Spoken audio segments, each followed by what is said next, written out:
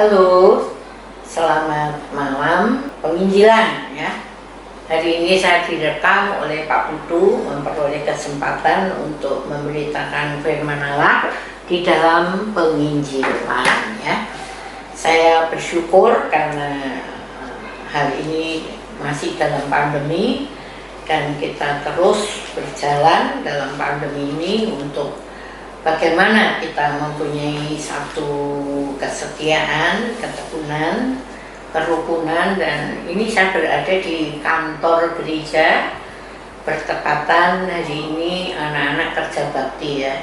Ada yang nyapu, tuh ibu-ibu pada nyapu, ada bapak-bapak bersih-bersih rumput. Mungkin mereka rindu sama gerejanya sehingga mereka berkumpul ya, berkumpul untuk bisa saling bertemu walaupun tidak boleh ya, tapi saya hanya punya waktu 20 menit yang kemudian nanti saya akan berkata kepada mereka bahwa perlu untuk tidak terlalu lama-lama karena masalahnya masih di dalam pandemi. Nah, berhari-hari kita mendengarkan khotbah. Tadi pagi mendengarkan khotbah dari Bapak Gembala yang sangat baik ya. Kita mendengar tadi dan beliau berbincang tentang apa yang dikatakan waktu ya. Banyak orang tuh memandang waktu itu adalah waktu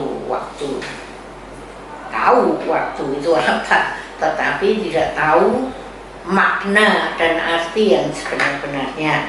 Jadi saya segera akan berlari aja menceritakan agar kita memperoleh penghiburan, yaitu di dalam Mazmur pasal yang ke-19 ya. Di situ kemuliaan Tuhan dalam pekerjaan tangannya dan di dalam Tauratnya. Pekerjaan tangannya dan di dalam Tauratnya, artinya Tuhan itu patut ditinggikan, dimuliakan dalam pekerjaan tangannya. Ini besar, yaitu Yahweh, yaitu Bapa, Anak, dan Roh Kudus. Itu yang dikatakan selalu bersama, selalu bekerja bersama-sama, tidak pernah bertentangan. Kita dua orang aja kadang-kadang bisa bertentangan, tetapi ini Bapa, Anak, dan Roh selalu menyatu. Apapun yang diputuskan, baik anak maupun bapak maupun Roh Kudus, selalu menyatu.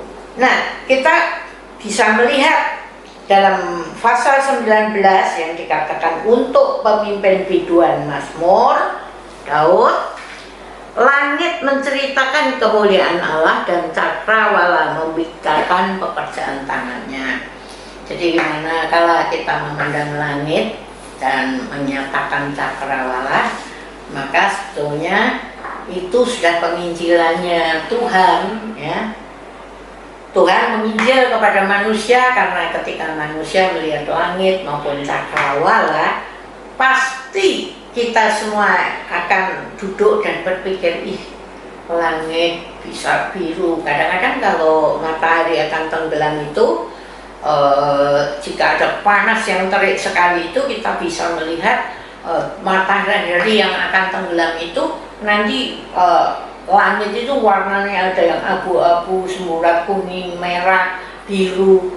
Aduh, begitu indahnya. Dan ketika saya memandang melihat itu, saya mengagumi, itu adalah ciptaan Tuhanku. Melihat cakrawala ya, saya juga akan menyatakan, aduh, Tuhan menciptakan bintang, bulan, dan segala benda-benda langit. Hari meneruskan berita itu kepada hari dan malam menyampaikan pengetahuan itu kepada malam. Jadi semua waktu ini yang berjalan, hari menyampaikan gitu. Jadi waktu, orang bilang hari ini, itu bicara waktu ini, sekarang ini. Hari besok, waktu besok. Tetapi dalam ayat ketiga, hari meneruskan berita itu kepada hari dan malam menyampaikan pengetahuan itu kepada malam. Kenapa? malam menyampaikan kepada malam. Artinya siklus bumi itu ya seperti itu. Pagi, siang, sore, malam terus akan bergulir seperti itu. Langit bumi bergulirnya juga seperti itu. Ayat 4, tidak ada berita dan tidak ada kata, suara mereka tidak terdengar. Jadi kalau kita sedang merenung dan berdiam, maka ketika kita memandang dan menyatakan keindahan alam dari ciptaan Allah, maka seolah-olah tidak ada suara, tidak ada berita, seolah-olah. Tapi ayat kelima, tetapi gema mereka terpencar ke seluruh dunia dan perkataan mereka sampai ke ujung bumi. Ia memasang kemah di langit untuk matahari. Jadi kebesaran dan kedahsyatan Allah di dalam segala ciptaannya yang menyatakan bagaimana waktu yang bergulir itu selalu ditandai dengan apa yang ada di bumi ini, yang bercerita tentang langit bumi cakrawala, ciptaan tangannya, buatan tangannya, dan menyatakan tentang pengetahuannya yang seolah-olah manusia tidak bisa mendengar suaranya. Seolah-olah itu berarti bukan sebenarnya. Jadi seumpama gitu ya. Seperti itu, karena berita terus akhirnya menyatakan tentang pengetahuan itu, dan gemanya akan terpencar ke seluruh bumi dan perkataan mereka sampai ke ujung bumi. Ia memasang kemah di langit untuk matahari. Jadi kan kita bisa tahu ya, kemahnya adalah langit itu, awan yang tebal yang kita nggak bisa tahu itu ya.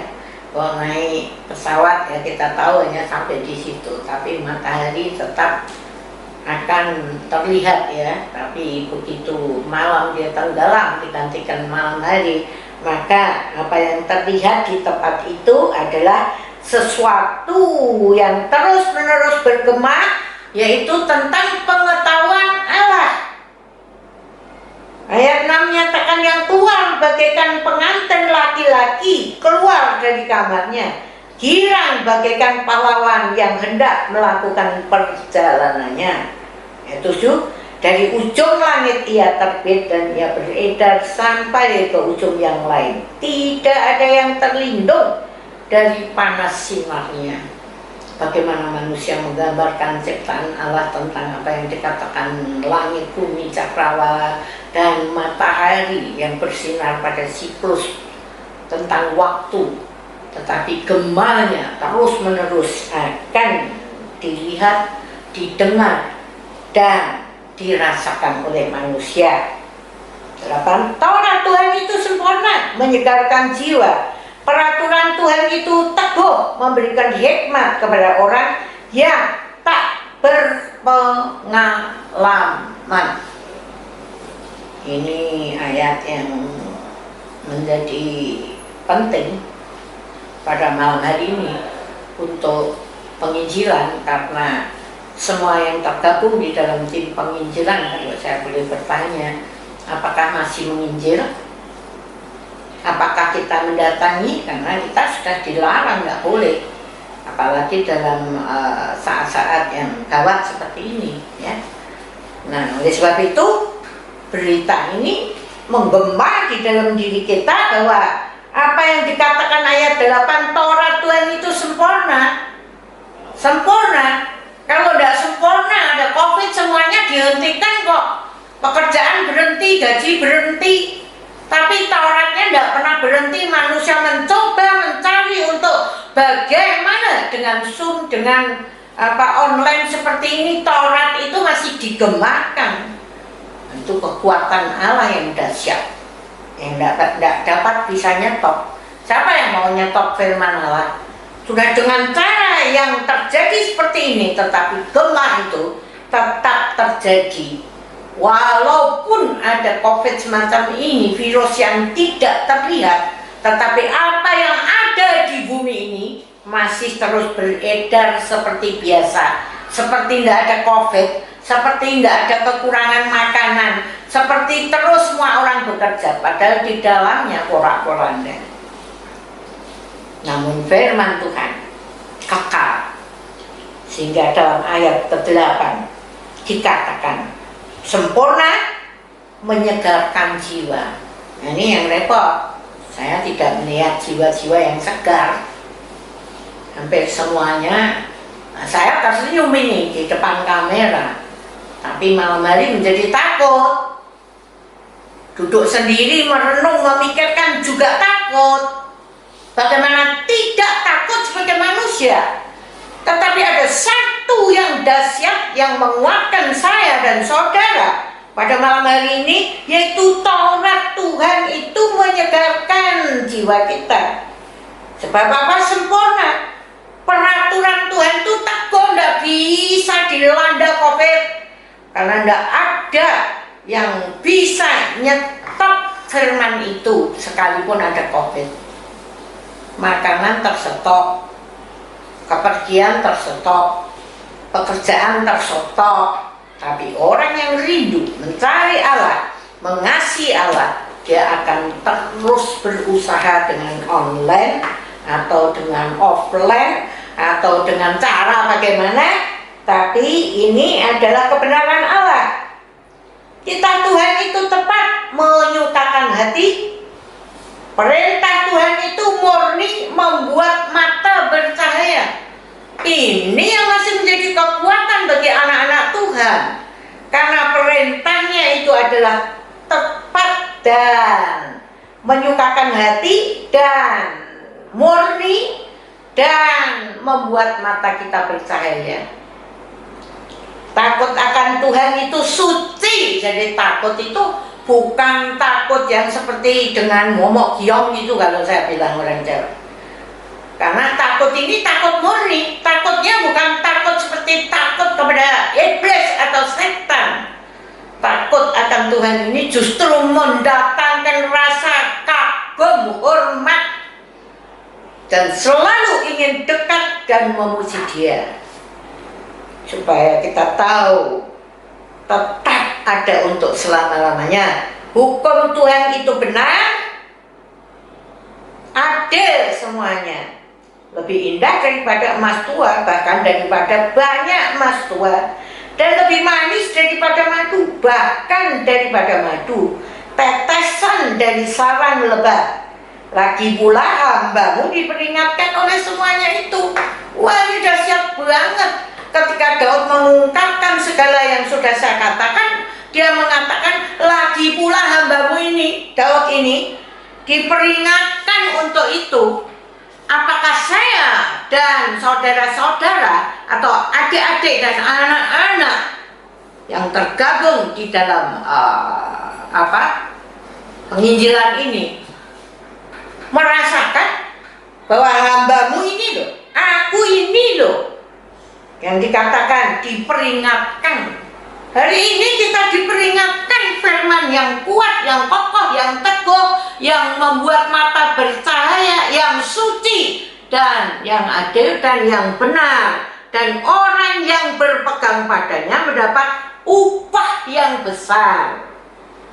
Siapakah yang dapat mengetahui kesesatan? Oh, tidak ada orang tahu kesesatan. Bukankah aku dari apa yang tidak, bebaskanlah aku dari apa yang tidak kusadari. Daud bertanya, siapa yang ngerti kesusahan, kesesatan? Semua orang bilang, aku benar, aku benar. Tidak ada yang mengatakan, kamu tahu aku sesat loh, aku happy, aku sesat, aku sesat. Tidak ada. Sehingga Daud menyatakan dengan rendah hati, bebaskanlah aku dari kesesatan. Karena dia orang yang rendah hati, yang tidak ingin nanti dia tersesat, maka dia mengatakan, lagi pula hambamu diperingatkan oleh tadi ayat 1 sampai yang ayat dikatakan sini 12. Maka ayo kita lari, tinggal 2 ayat. Lindungilah hambamu juga terhadap orang yang kurang ajar. Janganlah mereka menguasai aku, maka aku menjadi tidak bercela dan bebas dari pelanggaran besar. Ini kerinduan Daud, minta perlindungan, minta pertolongan kepada Tuhan terhadap orang-orang yang kurang ajar. Orang kurang ajar kira-kira orang yang apa ya? Orang yang tidak mau mengenal Tuhan, tidak mempunyai didikan, tidak punya Taurat, tidak punya pengetahuan, sehingga akhirnya apa yang terjadi? Orang-orang semacam itu yang tidak rindu untuk bertumbuh dalam Tuhan menjadi orang yang dikatakan kalau Pak Gembala berkhotbah, hai bodoh. Kalau orang dikatakan seperti itu pasti sakit hati. Tetapi Daud menyatakan, lindungilah hambamu supaya dia tidak bercela dan bebas dari pelanggaran. Ayat terakhir 15. Mudah-mudahan engkau berkenan akan ucapan mulutku dan renungan hatiku ya Tuhan, gunung batuku dan penebusku. Malam hari ini mudah-mudahan hidup kita sebagai orang yang tergabung di dalam tim penginjilan, dan penginjilan sedang ingin menyatakan berita sukacita, berita tentang kebenaran Allah. Biarlah kita berseru dan berkata, mudah-mudahan engkau berkenan akan apa yang dilakukan oleh tim penginjilan melalui berita yang melalui online ini. Saudaraku yang kekasih, adik-adikku, supaya hidup kita ini berkenan, mulut kita ini berkenan untuk merenung dalam hidup kita, dan hati kita kepada Tuhan yang menjadi batu gunung dan kekuatan kita. Tidak ada kekuatan yang lebih besar dan dahsyat daripada nama Tuhan kita, yaitu Yahweh, Bapa, Anak, dan Roh Kudus. Daripadanya lah pertolonganku. Oleh sebab itu malam hari ini kita bersyukur dan berbahagia karena kita dapat menyelesaikan Mazmur Daud, sehingga kita boleh menjadi kuat di dalam Dia. Kiranya ini menjadi berkat bagi saya dan saudara. Tuhan memberkati. Amin.